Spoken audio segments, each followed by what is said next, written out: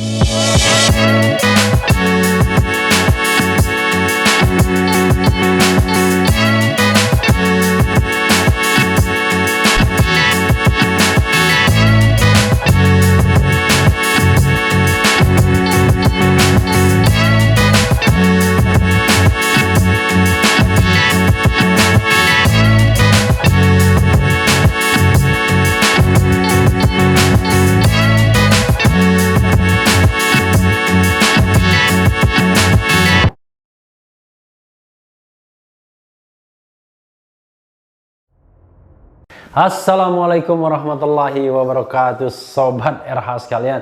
Jumpa lagi kita di channel yang keren ini, Keren Cadas. Kali ini ada sebuah ulasan yang menarik sekali ya mengenai Presiden Jokowi dari seorang peneliti dari Australia. Tajam dan kata-kata yang digunakan luar biasa. Mudah-mudahan tidak dicekal dia ya kalau datang ke Indonesia, tapi enggak lah ya. Saya berharap pemerintah kita masih menjadi pemerintah yang demokratis, walaupun arah otoritarianisme itu makin mengental. Ini judulnya adalah peneliti Australia sebut kelemahan Jokowi terungkap di masa pandemi. Glora.co. Presiden Joko Widodo telah disebut sebagai sosok yang kontradiksi. Namun pengertian ini tidak selalu buruk. Tidak selalu buruk ya. Buruk tapi tidak selalu. Ben Bland, Direktur Program Asia Tenggara di lembaga Lowy Institute, menjelaskan hal tersebut kepada ABC Indonesia soal buku terbarunya berjudul Man of Contradiction, ya, Joko Widodo and the Struggle to Remake Indonesia. Dalam 6 bab buku setebal 180 halaman ini, nggak tebal sebenarnya, ini bisa dibaca satu hari saja. Ben memaparkan bagaimana seorang pembuat mebel berhasil menangkap imajinasi bangsa Indonesia tentang sosok pemimpin yang diidam-idamkan, namun juga penuh kontradiksi. Yang diidam-idamkan itu Ratu Adil biasanya ya. Kontradiksi tidak sepenuhnya konsep yang negatif, tapi menyeratkan Jokowi sedang bertarung untuk mendamaikan banyak persoalan, ujar Ben. Ben menjabarkan bagaimana Jokowi mengejar mimpi-mimpi ekonomi, memposisikan dirinya di tengah pergulatan demokrasi dan otoritarianisme, serta di panggung internasional. Ia mengatakan Jokowi telah mencapai sejumlah pencapaian, kebanyakan di bidang infrastruktur dan kebijakan lain yang terfokus pada ekonomi, karena itulah passion dia ya. Ben mengakui jika sosok Jokowi adalah pemimpin yang populer, kembali terpilih dengan suara mayoritas yang naik, serta memiliki banyak modal politik. Pertanyaan saya adalah, bagaimana ia memanfaatkan itu? Ia terus mengatakan ingin mendorong Indonesia melewati reformasi, tapi sejauh ini ia sangat berhati-hati, ujarnya kepada ABC Indonesia. Sejumlah kontradiksi Jokowi. Dalam bukunya, Ben menyebutkan, setelah mengamati dari dekat, ya Ben ini memang punya kesempatan interview berkali-kali sejak Presiden Jokowi menjadi wali kota Solo. Terlihat bahwa semakin lama Jokowi berada di istana sebagai presiden, maka semakin pudar pula janji-janjinya. Luar biasa statement ini ya.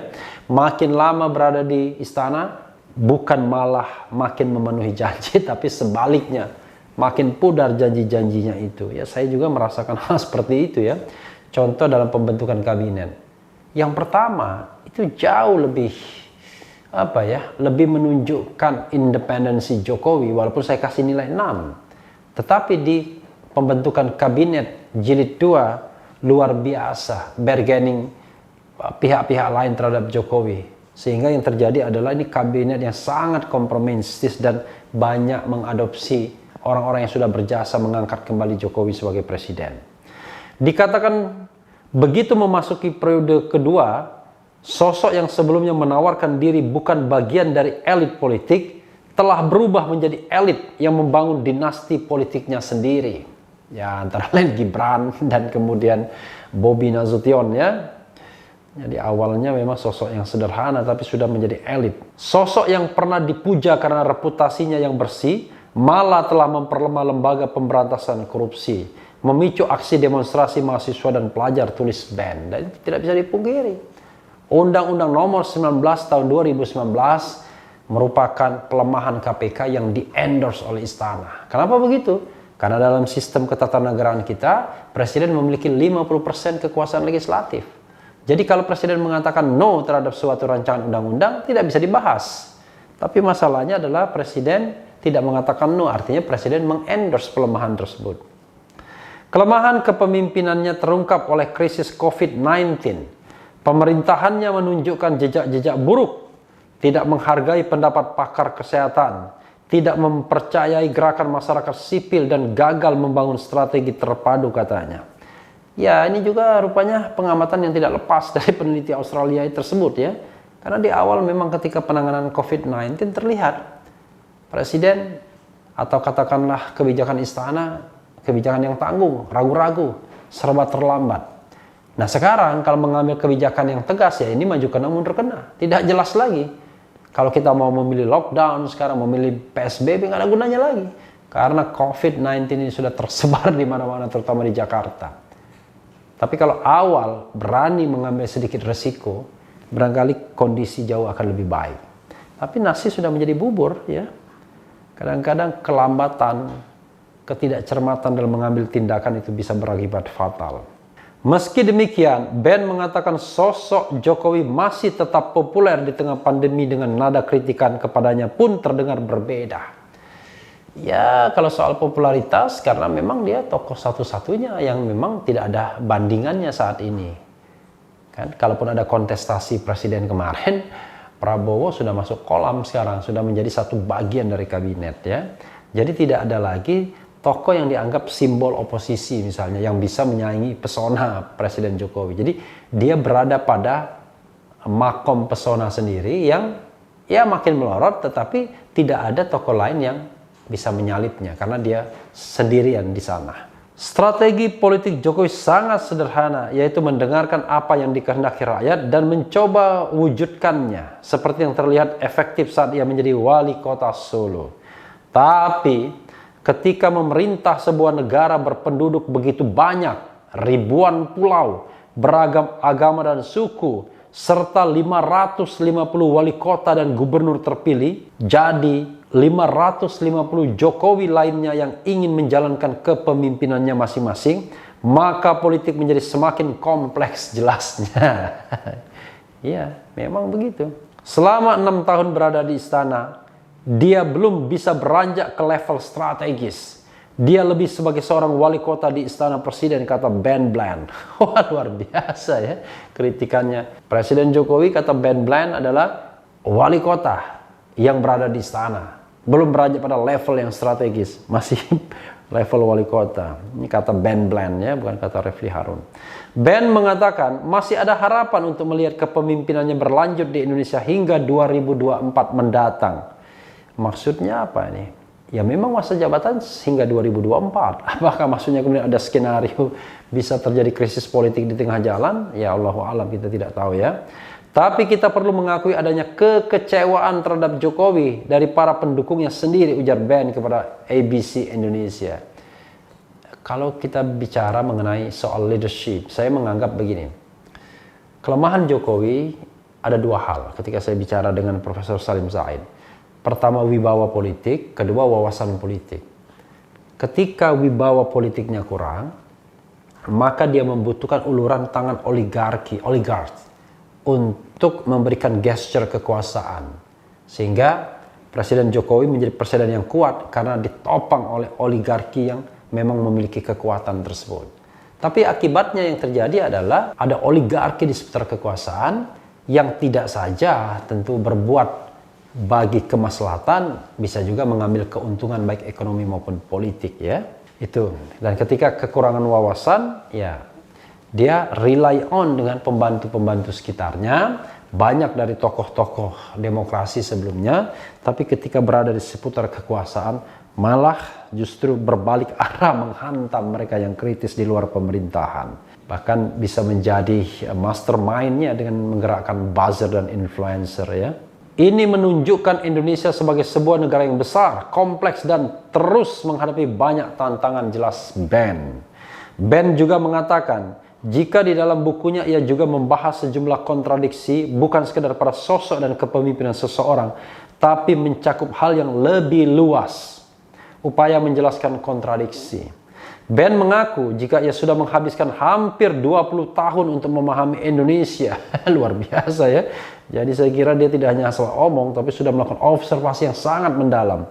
Dimulai dengan menjadi seorang mahasiswa studi politik Indonesia, kemudian koresponden media internasional, dan kini sebagai pengamat di Lowy Institute.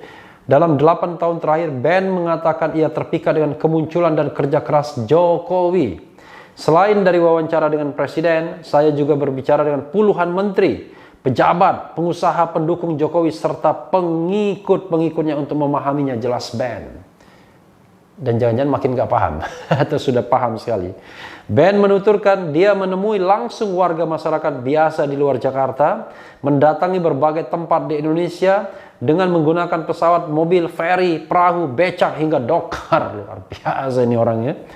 Menghasilkan 180 halaman, 6 bab kalau tidak salah tadi, dengan riset yang lama sekali, 20 tahun mengenal Indonesia.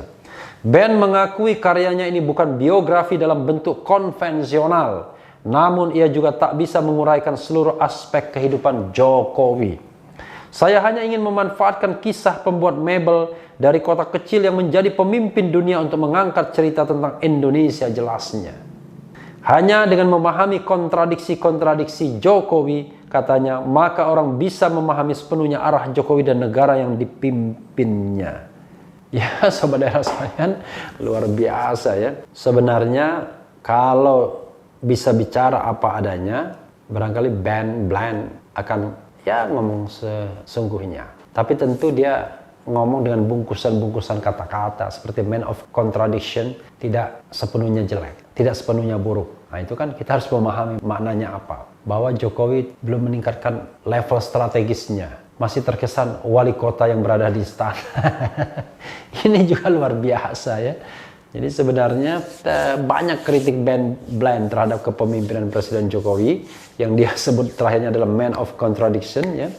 Tapi dia mengakui Presiden Jokowi masih populer, tetapi tidak bisa dimungkiri, kadang-kadang orang bilang begitu, bahwa banyak kekecewaan terhadap Presiden Joko Widodo. Nah, mudah-mudahan sobat daerah sekalian, sisa waktu 4 tahun terakhir ini, Presiden Jokowi bisa catch up, bisa menambal kelemahan-kelemahannya selama ini. Atau paling tidak bisa membantah, bisa membalikkan keadaan tentang hipotesa makin lama dia di istana, makin jauh dari cita-cita. Ya, sebagai contoh misalnya pembentukan kabinet jilid kedua, menurut saya tidak lebih baik daripada jilid pertama. Janji untuk memberantas korupsi malah memperlemah KPK. Kan itu salah satu kontradiksinya. Di satu sisi bicara soal kesederhanaan, berpenampilan yang sangat sederhana, humanistik, manusiawi pada periode pertama, pada periode kedua sudah menjadi elitis. Sudah sulit dijangkau, sudah dilingkari orang-orang elitnya tadi. Karena ada oligark atau oligarkis yang menawarkan diri untuk memperkuat postur kekuasaan Presiden Jokowi. Jadi sobat daerah sekalian, kalau saya mengatakan Apa problem utama dalam pemerintahan Jokowi akhir-akhir ini yang saya rasakan misalnya? Maka jawabannya satu, leadership, kepemimpinan. Nah, tapi saya tidak ingin jauh lebih mengatakan hal-hal yang lebih buruk misalnya. Bisa jadi suatu masa kita punya leader, tapi belum tentu ada leadership. Ketika Presiden SBY berkuasa antara tahun 2004 sampai 2014, kritik yang paling sering dialamatkan kepada Presiden Jokowi adalah bahwa Indonesia itu autopilot. Jadi walaupun tidak ada pilotnya, dia bisa terbang sendiri. Ini kritik yang sangat keras terhadap pemerintahan SBY. Tapi pada waktu itu sobat era sekalian, tidak ada perasaan sebuah ketakutan ya akan diserang balik oleh para buzzer, oleh para pencinta SBY. Karena buzzer, influencer ini adalah khas pada pemerintahan Jokowi. Jadi tadi karena banyaknya oligarki yang menawarkan postur kekuasaan, memperkuat postur kekuasaan, maka yang terjadi adalah ada kecenderungan ke arah otoritarianisme. Pada pemerintahan SBY, tidak ada kelompok-kelompok oligarkis di sekitar SBY yang bisa mempengaruhi SBY. Itu pandangan saya. Sehingga SBY bisa memerintah dengan arahnya sendiri dan tidak membutuhkan penguatan postur kekuasaan, apalagi pada periode kedua dia menang langsung 60%. Terlepas plus dan minusnya, demokratisasi relatif lebih terpelihara. Artinya, ketika mengkritik SBY itu autopilot misalnya, SBY itu macam-macam misalnya, termasuk orang yang suka mengeluh dan lain sebagainya, tidak ada serangan yang luar biasa kepada mereka yang melontarkan kritik seperti itu. Bahkan orang-orang yang sekarang mengendorse Presiden Jokowi dikenal sebagai pengkritik abadi Presiden SBY. Ya, seperti Boni Hargen, seperti Fajrul Rahman dan lain sebagainya. Dan biasa saja. Tidak ada konsekuensi apa-apa. Tapi hari ini ada perasaan bahwa ketika Anda ngomong yang keras terhadap Presiden Jokowi, maka Anda akan diserang orang-orang yang unidentified. Orang yang gak jelas, UFO. Tiba-tiba Anda dihantam saja, begitu saja. Dan tidak jelas. Tapi kemudian kelompok-kelompok tersebut bisa jadi orang yang memang dipelihara oleh kakak pembina, oleh orang-orang istana, oleh kekuatan negara, diakui atau tidak. Itulah sebabnya kemudian demokrasi kita penuh dengan ancaman. Sejak 2016 Freedom House berkali-kali saya mengatakan kita partly free. Bayangkan, ada kontradiksi yang luar biasa dalam masa pemerintahan Presiden Jokowi. Di satu sisi, dia dianggap presiden yang lemah. Tapi di sisi lain justru bangunan yang dimunculkan adalah otoritarianisme. Nah, jawabannya ini adalah ada kelompok oligarkis kekuasaan yang memperkuat postur kekuasaan Jokowi, tapi at the same time bangunan otoriter yang kemudian dikedepankan. Anti kritik, kemudian juga kalau dikritik bisa diproses dalam proses hukum dan lain sebagainya. Sobat era sekalian, masa pemerintahan Jokowi masih 2024. Mudah-mudahan problem leadership ini segera diatasi agar kemudian Presiden Jokowi memerintah jauh lebih genuine, balik lagi kepada kesederhanaannya, balik lagi pada janji politiknya untuk memberantas korupsi dan memperkuat KPK. Dan kemudian berani menyingkirkan orang-orang di seputar kekuasaan itu yang merusak, yang memberikan dampak buruk bagi perkembangan Indonesia. Terutama mereka yang mencari atau mencuri rantai kekuasaan. Jadi mereka yang berkuasa tapi juga menumpuk kekayaan. Mereka yang kemudian membeli kekuasaan, tapi kemudian at the same time mereka juga yang kemudian mengambil banyak dari kekuasaan tersebut. Kalau Presiden Jokowi mampu menghilangkan orang-orang ini di seputar kekuasaannya dan mampu membangun gesture kepemimpinannya sendiri, kembali kepada ide-ide lama tentang kesederhanaan dan kemudian tentang upaya untuk membangun negara ini anti korupsi misalnya, maka barangkali Presiden Jokowi akan memunculkan legacy. Kalaupun tidak berhasil secara 100% atau 90%, paling tidak ada arah ke sana yang lebih baik. Tapi kalau tidak, maka Ben Bland punya opini, Ben Bland punya pemikiran yang mengatakan bahwa makin lama di istana, makin jauh dari ide-ide semula akan terjadi, akan terbukti, dan akan terimplementasi. Jadi direction kita bukan tambah baik, tapi tambah menurun dan tambah buruk. Semoga itu tidak terjadi sobat era sekalian, karena bagaimanapun kita harus mencintai negeri ini. Pemimpin bisa berganti, tapi negeri ini harus tetap jaya, kuat, dan kemudian bisa melindungi masyarakat kita semua dalam satu kerekatan, dalam satu kerapatan, dalam suatu ukhuwah yang bernama Indonesia.